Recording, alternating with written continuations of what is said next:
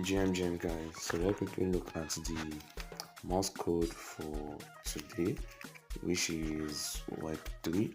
So you are not new to this anymore. Click on enter tab 3 times, 1 2 3. Then you have the part where you are going to decipher the code. So web 3 is WEB3. So W is dot long,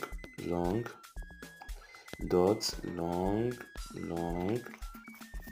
E is dot, B is long, dot,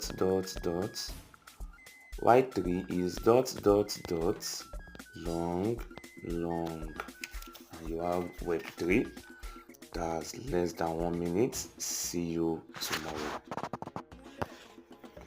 GM guys, so let's quickly look at